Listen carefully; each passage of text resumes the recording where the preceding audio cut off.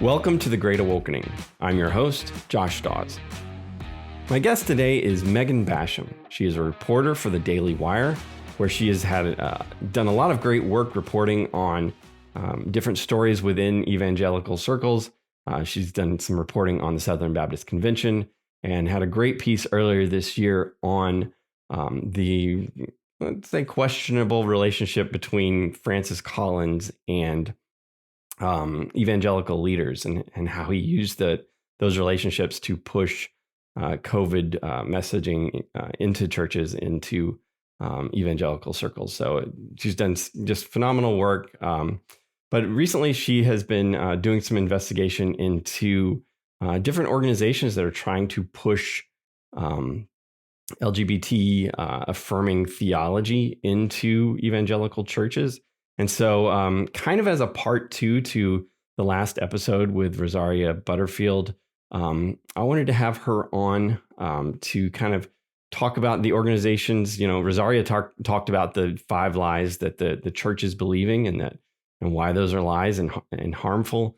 And so I wanted to have Megan on to kind of do the flip side of that and talk about the organizations that are pushing these lies into the church. So if you haven't listened to that first episode, I don't think you need to appreciate this episode, but you definitely do want to go back and listen to my episode with Rosaria.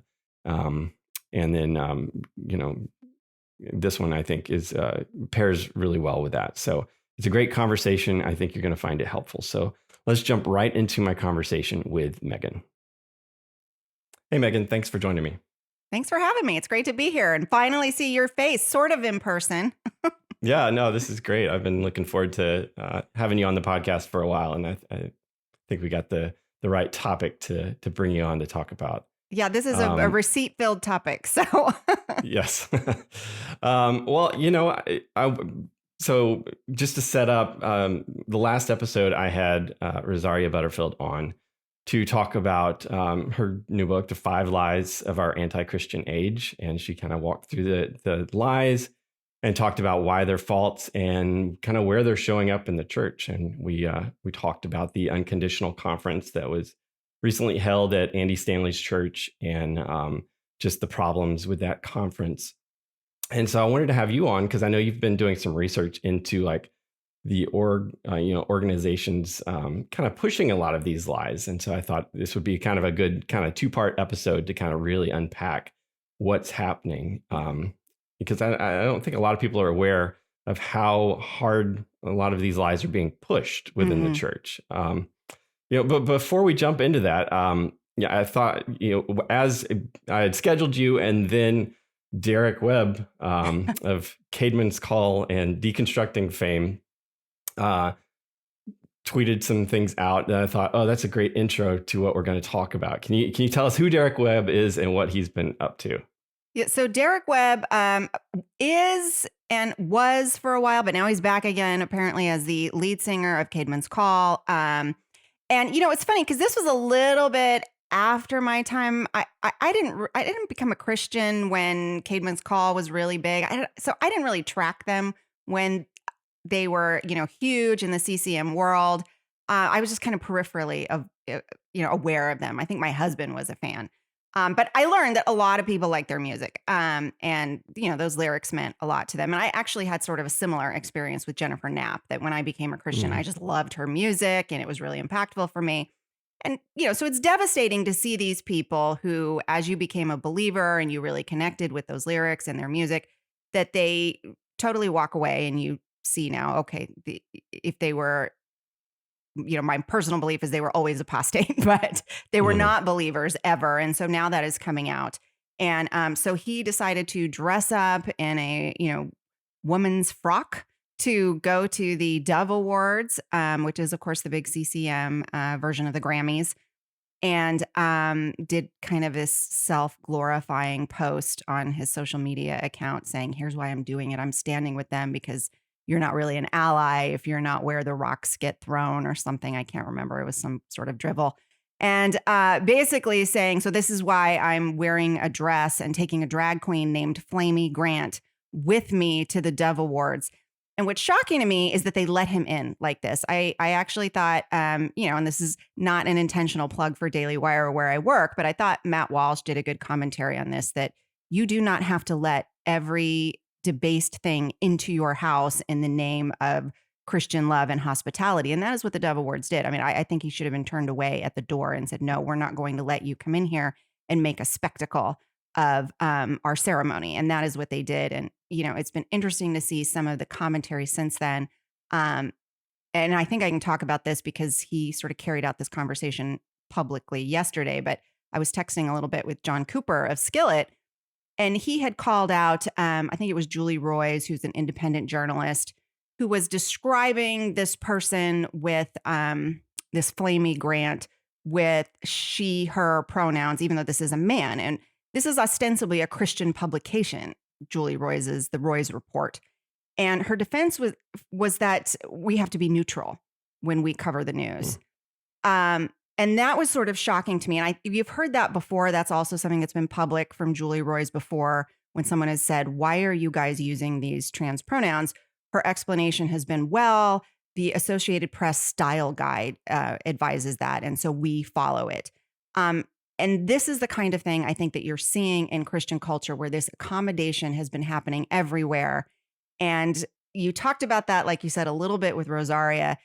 And part of what I've been working on is to say, this is not an accident. There's a lot of people who are sort of going along with the flow, but there is also a huge machine behind the scenes that is creating opportunities for this kind of accommodation. Yeah. I think that's what was so, I don't know, not shocking, because I think award shows have, since the 70s, secular award shows have been like political, right? Platforms, and Marlon Brando, having a Native American woman accept his Oscar for, I think, Godfather. But it's not something we've seen a ton of at the Dove Awards in the past. And I think it's just more evidence of what Aaron Renn talks about, and that we've shifted into negative world, whereas used to be that secular world was content to kind of leave the Dove Awards alone, let it, they can do their thing, we've got our thing.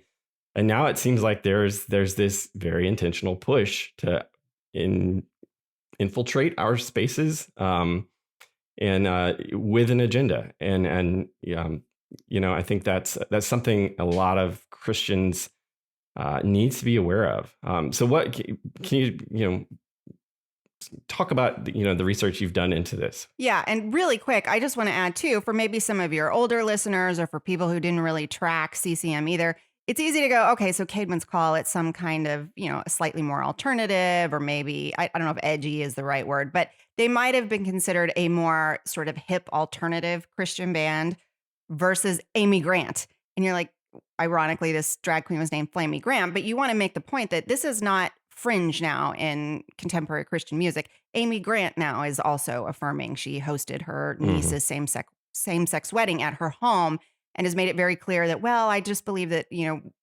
Jesus commands us to love, and so I'm loving. And so, I mean, that's how mainstream it is now. And so when you look at this, some of the research I did, and when I talk about this, I think it's important to know I'm giving you one example. I could give you many examples, but one that I have picked out that, I've been doing some reporting on is a group called the Arcus Foundation. And again, as I'm talking about it, keep in mind, this is not the only one. There's a lot of examples like this. So starting back in about 2000, John Stryker, he's the gay son of a billionaire founder of this medical supply company. And he, when his dad died and he inherited his company, one of the things he wanted to do with this multi-billion-dollar Stryker company was start a foundation specifically to push LGBTQ rights. That's what they would say. I wouldn't define it that way, but that's the language they would use. And what was interesting is that, this guy is not a Christian. He had no interest in the Christian world. So this was about 2000. Well, in 2013, a lot of the things he'd been funding kept running into failure. We saw things like Proposition 8 in California, where even California, as liberal as it is, when it was on the ballot, it was rejected. And so as I was tracking it, you saw some reporting from that time when it was maybe a little less, a little less covert, I would say. So in 2013, a philanthropy magazine, which again is another secular publication, said the Stryker Foundation, the Arcus Foundation and John Stryker have realized that they keep having problems getting these initiatives and, these agenda items across the finish line. And the reason is religious Americans. And so they were going to need to go to, the source of where this ideology was coming from, by which they meant Christianity and by which they meant churches. So starting in about 2015, they started funneling money into, at that time, I think his focus was heavily on the United Methodist Church. So if you look at just one organization associated with the United Methodist Church, it's called Reconciling Ministries Network.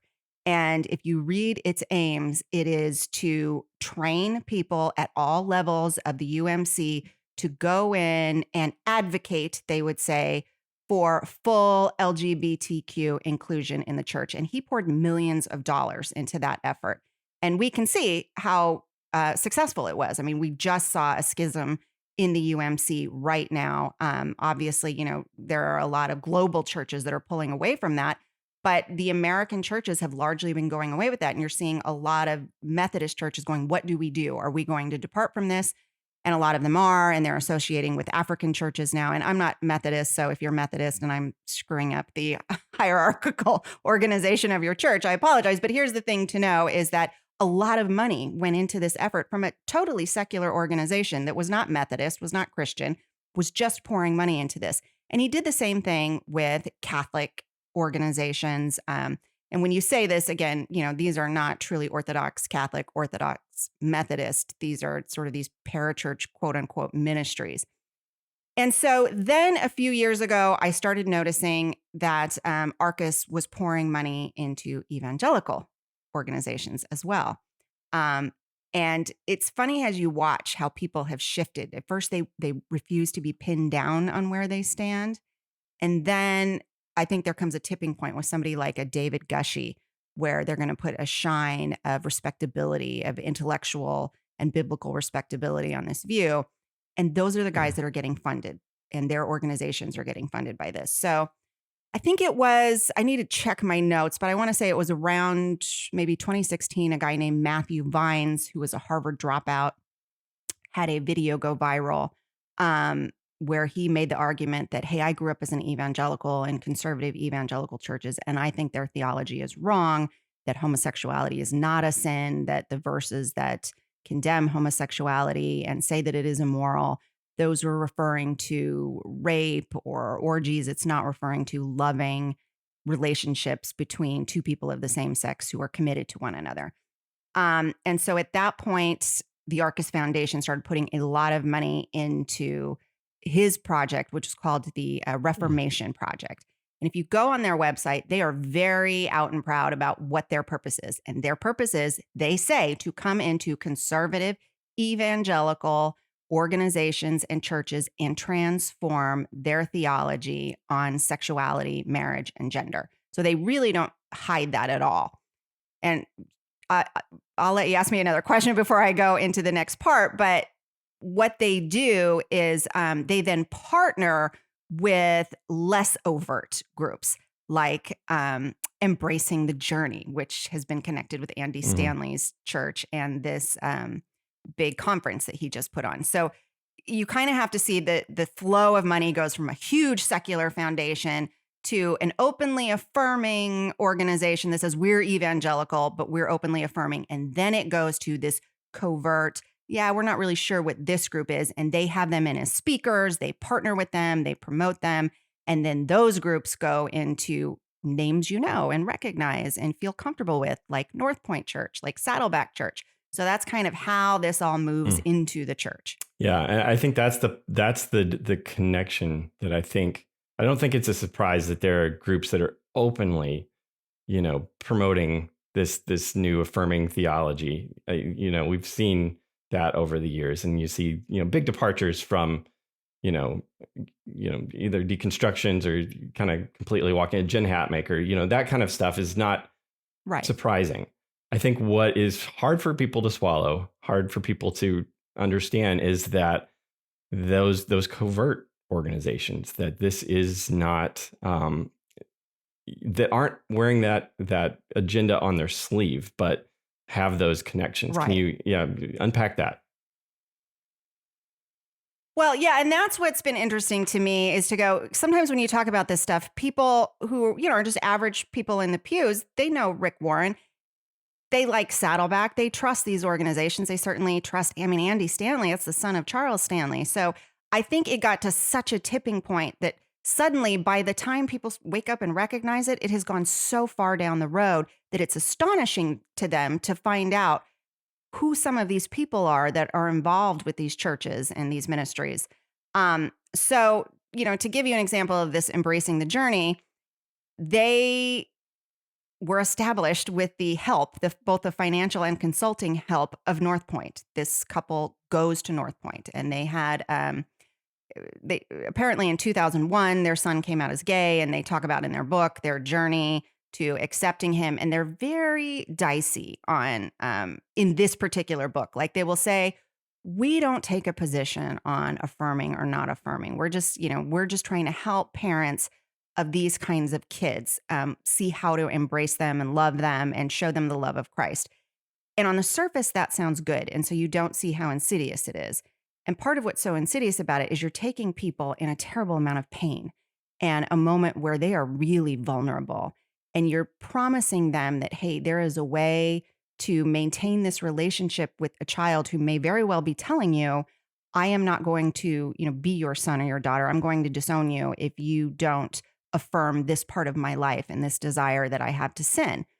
So they're doing that under the auspices of, we're just teaching you to show love. But then if you go and look at the other organizations that they're connected to, those organizations are openly affirming, to the point that, like, the Reformation project has a confidential, only in person, I'm assuming, so that, video files can't get out, audio files can't get out, of a parents in process program.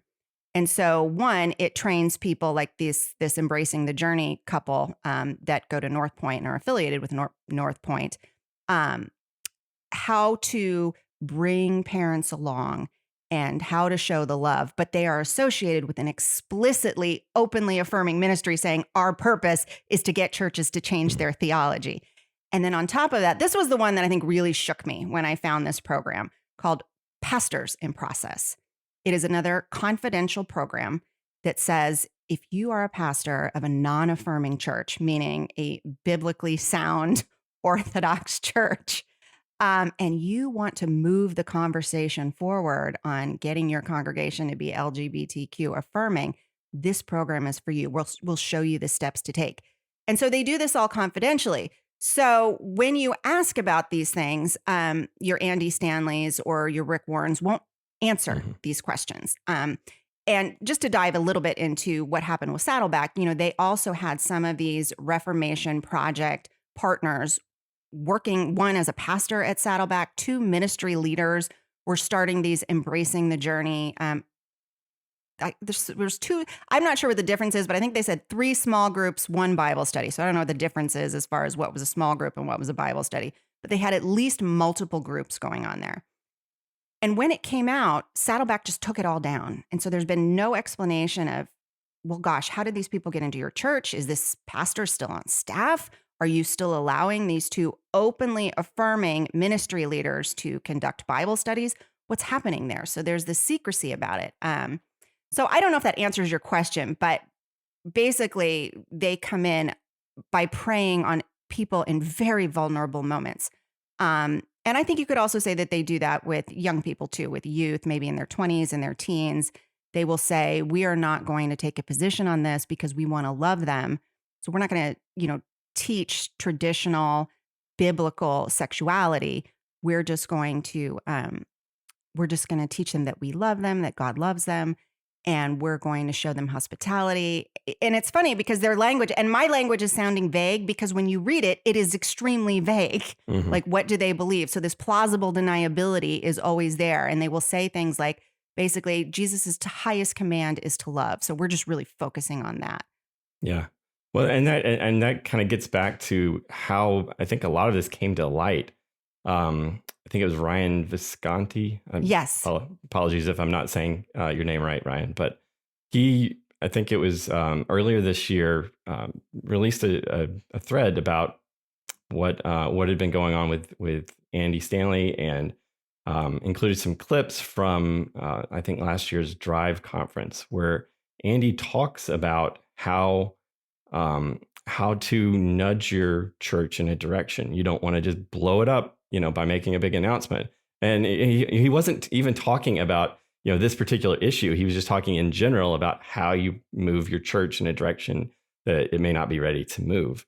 And then so Ryan was kind of connecting the dots and, revealed some personal conversations, things with Andy that were very concerning. And it just looks like that's obviously the playbook that is being run there, that there are these baby steps to getting, moving the church in that direction. And one of the things that was really troubling to me was in reading Debbie Causey's book, which she's the head of the care ministries at North Point, who also had a son come out as gay.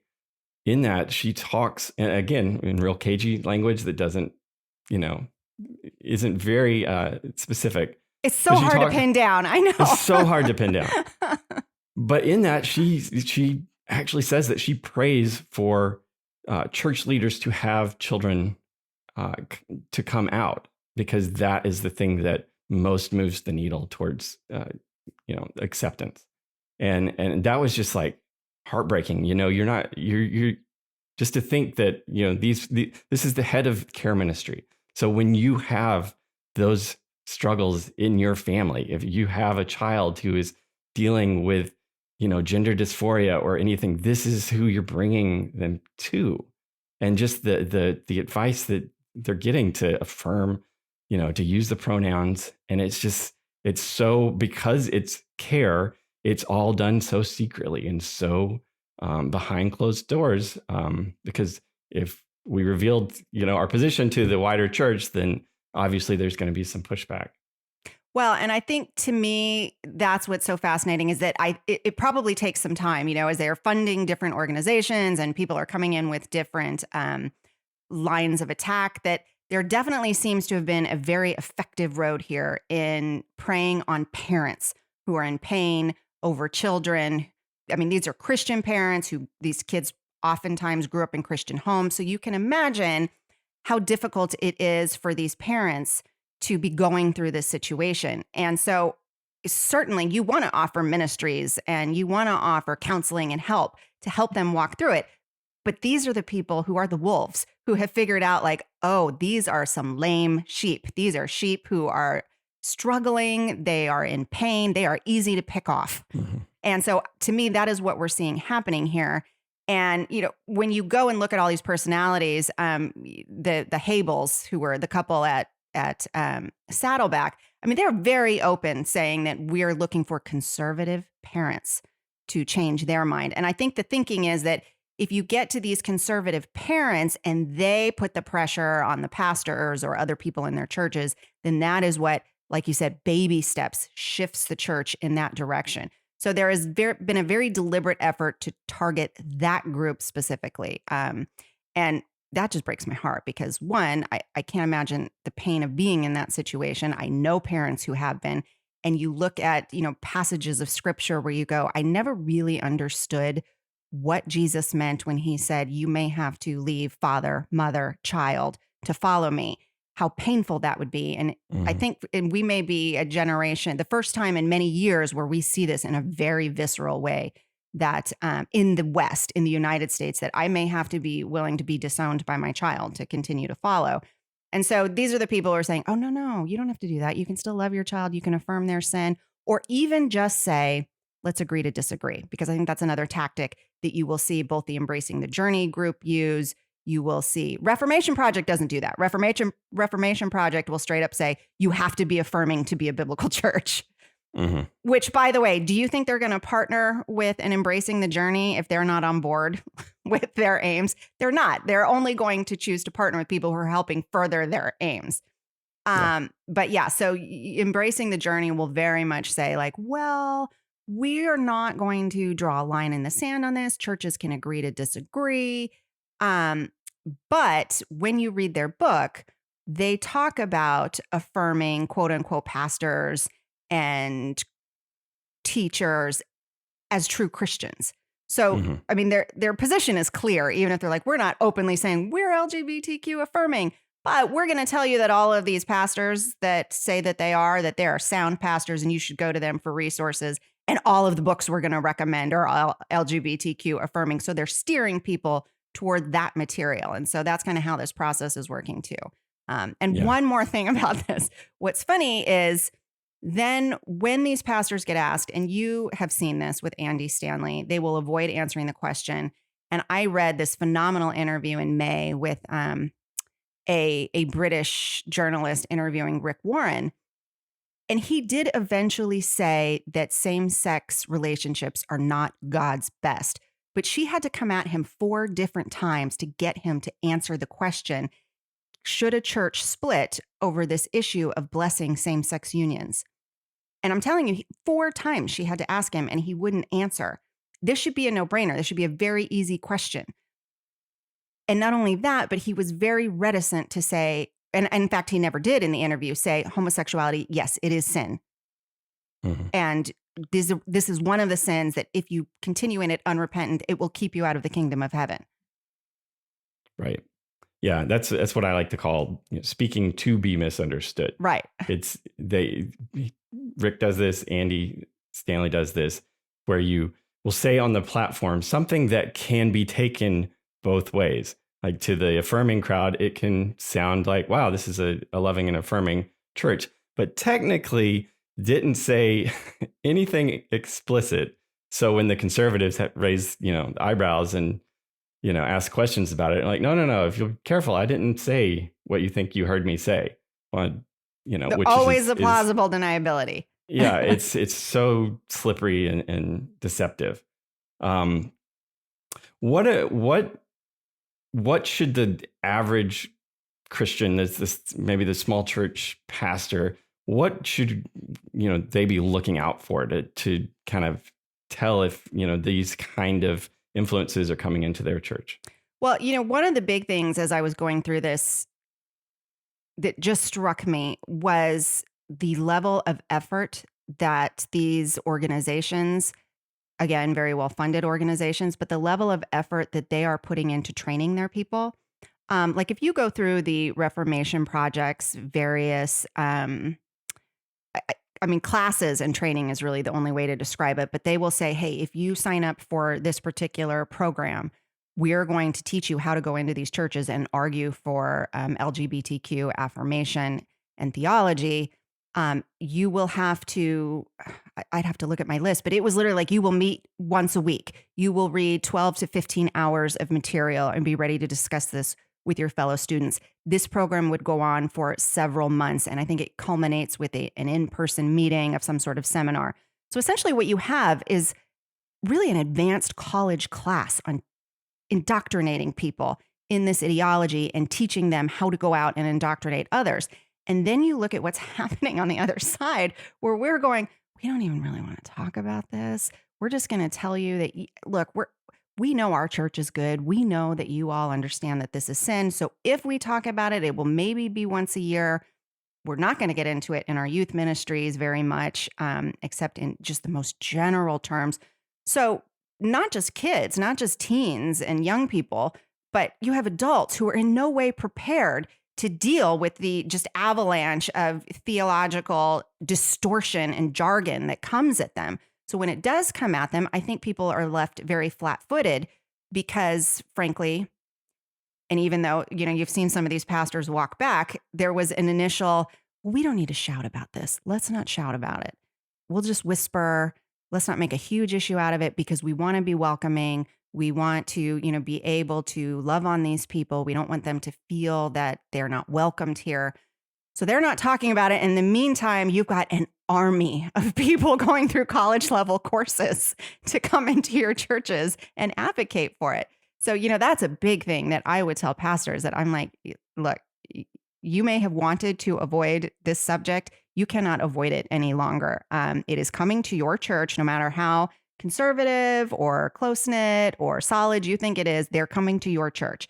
And I would say watch for, in particular, these ministries that are being put in place to minister to parents of these kids, because that is where I've just seen a lot of push. Yeah. And again, I think in youth ministries as well, I've also seen a lot of people say, we were shocked to find out that some of these youth leaders that we didn't vet very well because they don't want to ask specific, potentially offensive questions. They don't want to seem like they're culture warriors, so they don't ask. And then they're a little shocked to find out that the kids that, when they get together on Wednesday night, the youth leaders who are 20-something college kids themselves are inculcating these kids in this, and nobody's challenging it. And they didn't even know what was going on. So by the time the parents hear about it, these kids are well down the road of arguing with their parents going, no, you guys just don't really understand the theology. You don't understand that the Greek was misinterpreted there, or that that's not what Paul was talking about. So again, the parents are caught totally flat-footed by the time that this hits them. Yeah, and that's what part of the stuff that came out about Andy earlier this year was a clip where he was talking about how his gay LGBT volunteers were the best volunteers. They were the ones you could count on. They're going to show up. They're going to be excited to be there. And in my exchanges with Andy, I told him, like, Andy, they are there. It's very intentional for them to be there and to be seen. That's what infiltrators do. Right.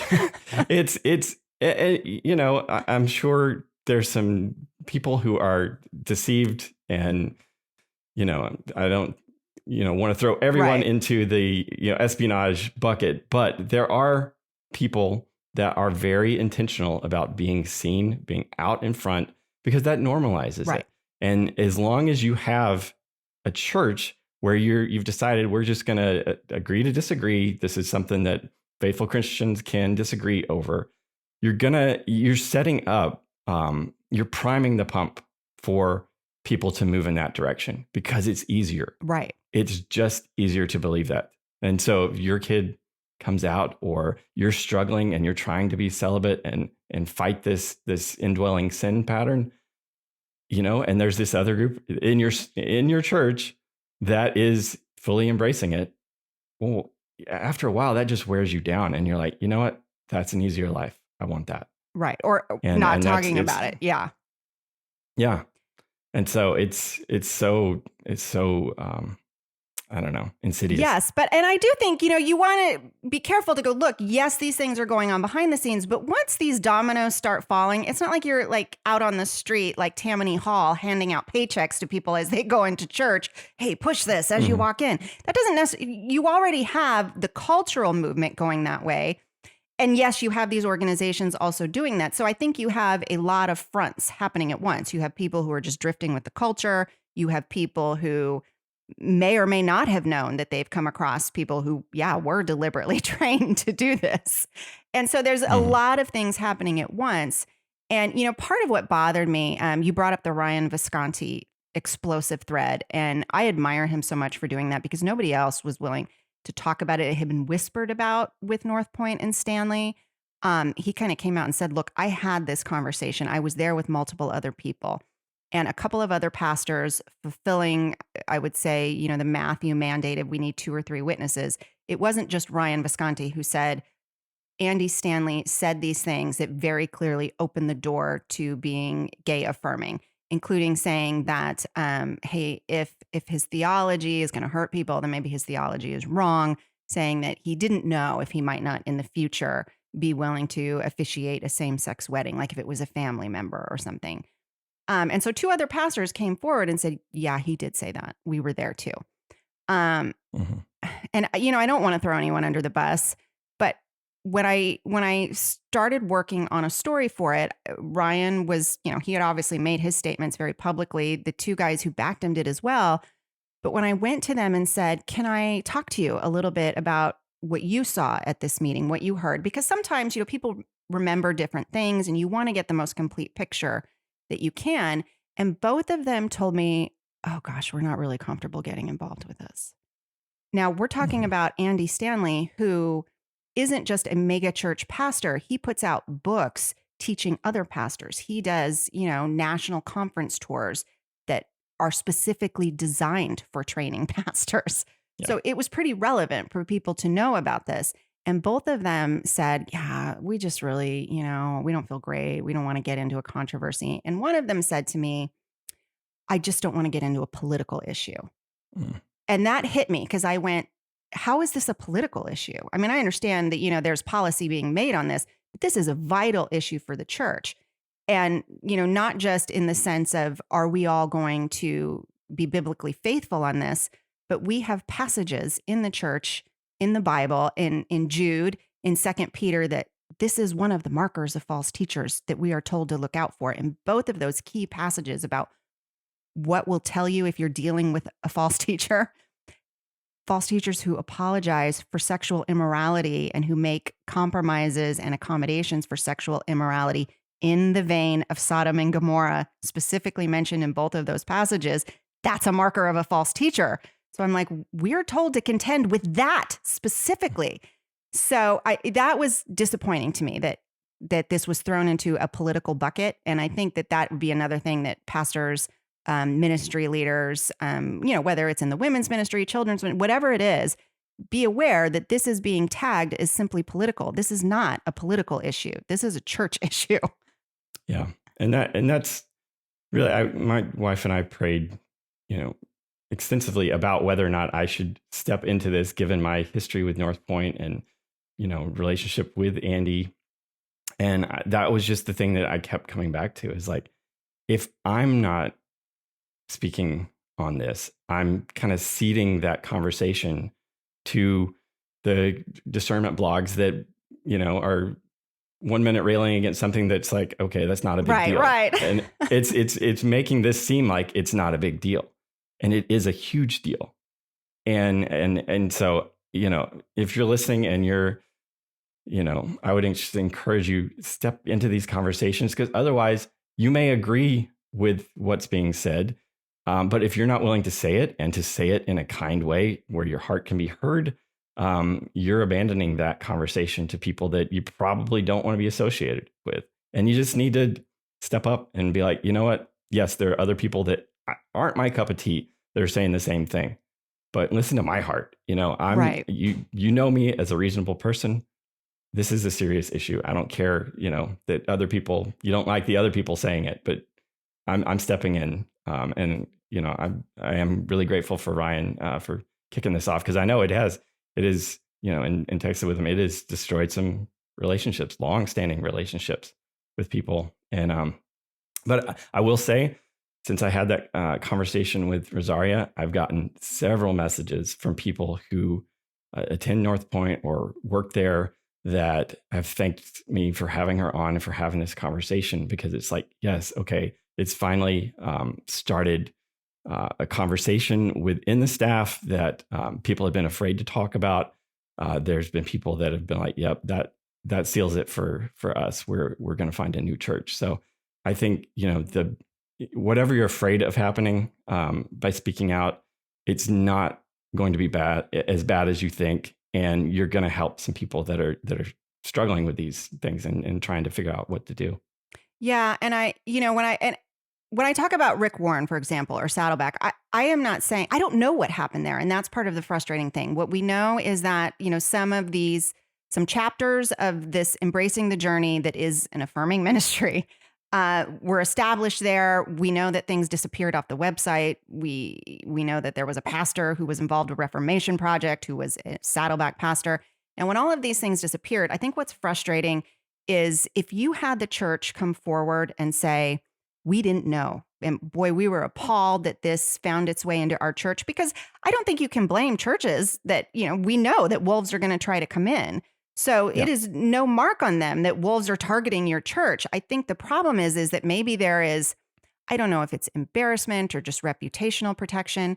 So if it was just a mistake, or if it was something that you just flew under the radar and you didn't realize it was happening, think about how much it would have meant for a church of Saddleback stature to come out and say, we didn't know this was going on. And now that we know, we are addressing it. We don't agree with this theology. We don't agree with what was being taught in this ministry. I think that would have been such a witness for the world. And it's funny because you always hear them say like, well, we want to protect our witness, so we won't talk about it.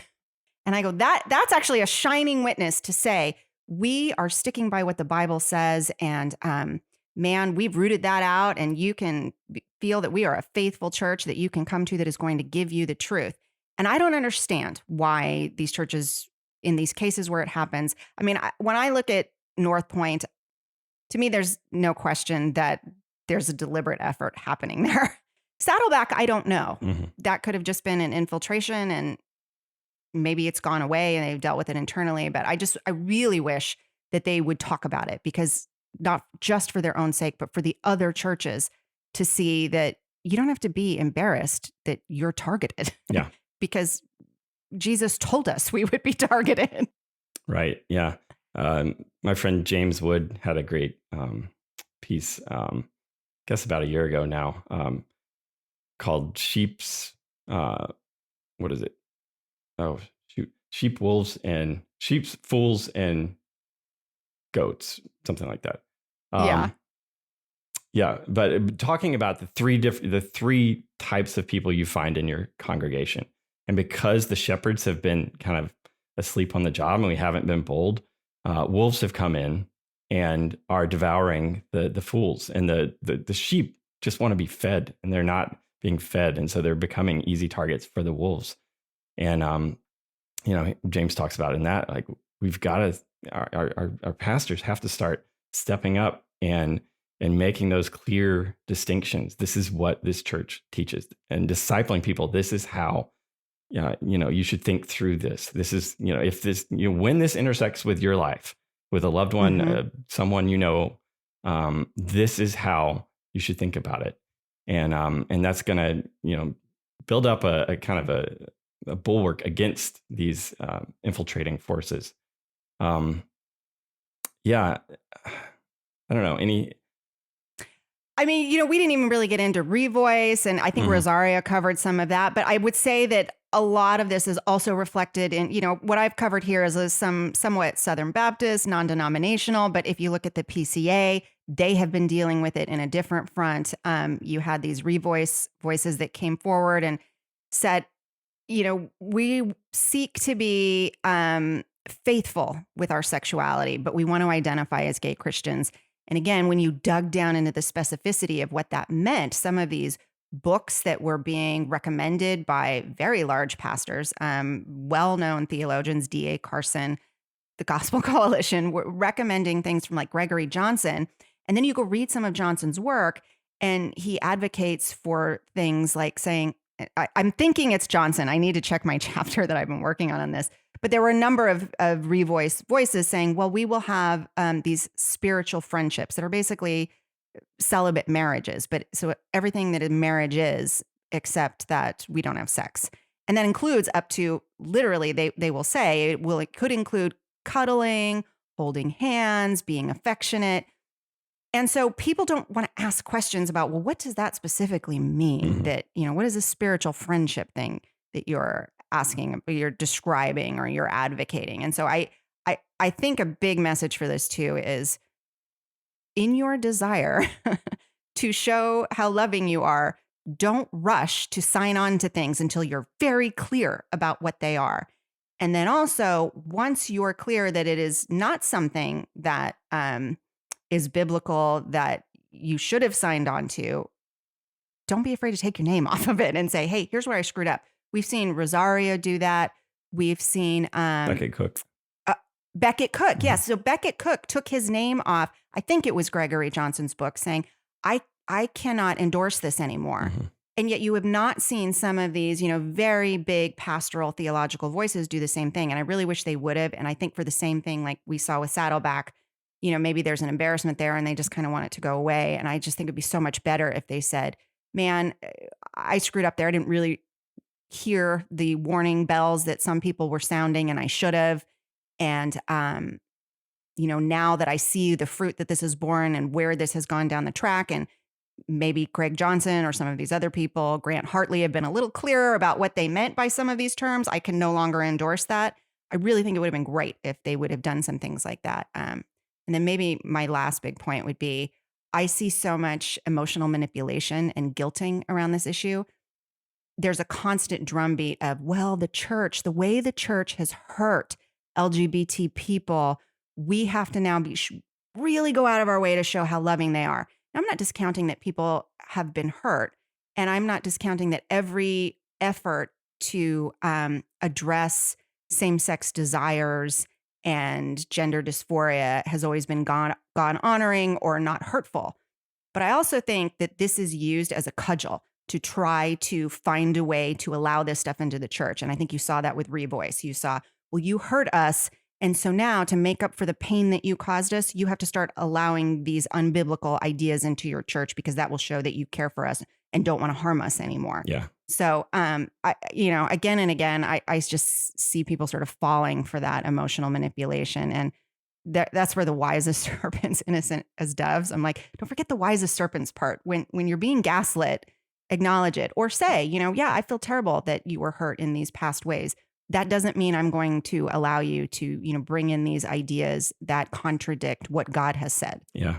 Yeah. And I'd be curious if you've done any research into this, but I suspect that we're just accepting that kind of framing without, I don't know, verification. Like every church I've ever been a part of would have, been thrilled if a gay couple or a gay person started coming to their church to hear the gospel. I don't, don't discount that there's been churches that have been awful, but the bulk of evangelical churches, I think, are incredibly hospitable. And I question whether or not that narrative is even true. I do too. And to me, it's very reflective also of what we've heard around the purity culture debate, that you go, yes, I am not saying that everything that came out of purity culture was great and that some things weren't overplayed and stepped beyond the bounds of the Bible. I think that we did see that. But I also think that this is being wielded as a way to manipulate. And, and you go, okay, so the Exodus, what was the name of that ministry? The Exodus International. Yeah, like the ex-gay ministries where they were going to try to turn people straight. Yes, I think that, some things were off there theologically, doctrinally, but I also don't think that they set out to hurt anybody. I don't think that there was an intentional desire to harm people, just like I don't think there was with purity culture. I think that they were sort of reacting to an overwhelming movement in the culture. And now those possible overcorrections are being used as a way to say, now to make up for the overcorrection, just allow this flood of affirmation of sin to come into your church. And yeah, so I'm with you. I go, I struggle to see any specific stories of, okay, describe to me this harm. And maybe that's the journalistic work when I look at these things, I kind of want to say to like Andy Stanley, okay, explain to me specifically what you said when these people came into your church and said, we're going to, be LGBT affirming. How did you tell them, no, we don't follow up on that? Because if you ask for specifics, they very rarely will give interviews. They'll make those sort of cagey statements. And so that's another thing, that I would want to know. Can you be specific with me about the harms that you experienced? Because it's just sort of this general miasma that we all accept that harm was done, but we don't know what the harm was. Trauma occurred. What was the trauma? Right. The Bible was preached, Right. And that hurt my feelings. Right. I mean, I don't know. I don't want to discount that people experienced harm entirely. But yes, I feel that this card has been way overwielded. Yeah. And I think, I have so much sympathy for pastors. Like I feel like pastors today are asked to be experts on everything. And so we've kind of, we kind of look to our pastors to, give me an answer. How should I think about this? And so pastors, they can't be experts at everything. And so I think these parachurch organizations like TGC and others, Desiring God, while they do good work, they become kind of this, I don't know, kind of off the shelf. Here's your position. And so pastors just kind of reach for that and like, oh, okay, yeah, here, this is what. And so this whole breakdown of not vetting and like, yeah, that ministry sounds good. Let's slap an endorsement on it. it has so many like downstream effects as pastors like that trust these organizations. Like, yeah, well, TGC endorsed it, so it must be fine. And there's just not any investigation to see like what they actually teach. And I think we've got to become much more, I don't know, just rigorous in what we are allowing into our churches. Yeah, absolutely agree with. And I think that's how Revoice happened. Is I think you had a lot of people go, well, these very trusted voices are good with it, so I think it's fine. Yeah, and we've got to get better about, like it or not, you have to apply wisdom. If a homosexual couple shows up at your church, it could very well be that they are seeking God, and you want to welcome them and let them hear the gospel and treat them kindly, the way that Rosaria, that Kent or Ken Smith did for Rosaria. Yeah.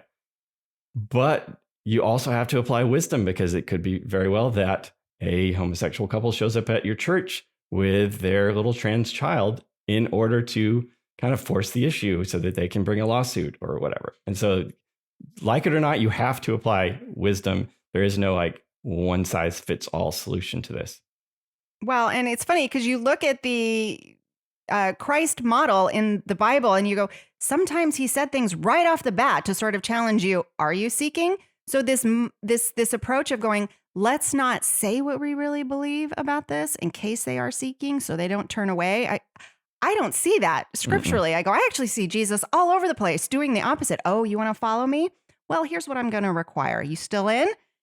And a lot of times you saw people walk away, but the people who were truly searching continued to follow and search. So, when I look at that model again and again, I go, I don't see where you guys are getting this, that the way to witness is to hide what we believe. Right. Yep. Someone should write a book about that. Someone should. Well, this has been, I think, really helpful. It's a lot that we could get discouraged about just because these are dark times and a lot happening. But what's something that gets giving you hope right now? Well, I mean, probably the biggest thing is that, you and I are having this conversation. I see people who are, much more profound and knowledgeable and smarter than I am talking about it now. I mean, Denny Burke is doing really great work. I mean, Al Mohler, you want to talk about people who go, there's a credible voice. I think when Al Mohler started talking about the Andy Stanley situation, I feel very encouraged by how many people are starting to really sound the alarm bells now and say, no, we are not going to allow this to happen. And again, on the PCA side, I think you've seen a lot of Presbyterians. I think they finally, I'm not Presbyterian, so again, don't come after me if I'm screwing up the order of things, but they eventually got, what are they called? They're not laws. They're, I don't know. Resolutions. They got these resolutions passed in their denominations to say, we're not going to allow same-sex identifying pastors or whatever these ordinances were in their denomination. And so people are starting to address it now. So I think that's really good. And then maybe the most encouraging thing for me as I've been researching and writing on this topic was ironically to look back in history and go, this has happened before. It may not have been on this specific topic, but whether it was Machen or whether it was frankly, Marxist infiltration in the 30s and 40s into mainline churches. These things happened, and the church always survives it and thrives beyond it. So, you may leave those denominations, but this is not going to decimate the church. The gates of hell aren't going to stand against it. And that's what always encourages me, is to look back in history and go, well, those are now dead, dwindling churches. The real Christians went somewhere else. And if that's what happens, then I have no fear that, this is going to destroy the church. It won't. And so I just encourage people, man, look back at the history, look back at even the 40s and 30s, 40s and 50s, watching what the communists attempted to do with mainline churches and how, it destroyed those denominations, but new great denominations came out of them. Yep, absolutely. That's awesome. Well, where can people find your work? Daily Wire, of course. I'm on Morning Wire several times a week. You can always find me on Twitter. I'm on Twitter way too much at Meg Basham. So Morning Wire, Daily Wire, Meg Basham, hopefully a book coming out soon. So I'll keep everyone posted on that. Yeah, I can't wait for that. Well, thank you so much, Megan. This has been, I think, a helpful conversation. Awesome. Thanks for having me. That's our show for today. Big thanks to Megan Basham for joining me for this conversation. Hope you found it helpful. If you'd like to follow her over at Twitter, there'll be a link in the show notes where you can follow her and find some of her other work. If you haven't listened to my episode with Rosaria Butterfield, there'll also be a link in the show notes where you can listen to that. If you find this content helpful, do share it with a friend. I think these are issues that the church should be aware of. So hopefully you will, if you're thinking of someone who needs to hear this, you'll go ahead and send them a message about it. If you're listening on podcast, ratings and reviews over at Apple Podcasts are always helpful and appreciated. If you are watching on YouTube, go ahead and hit like and subscribe so you don't miss future content. We will be back soon with new episodes. So until then, I will talk to you soon.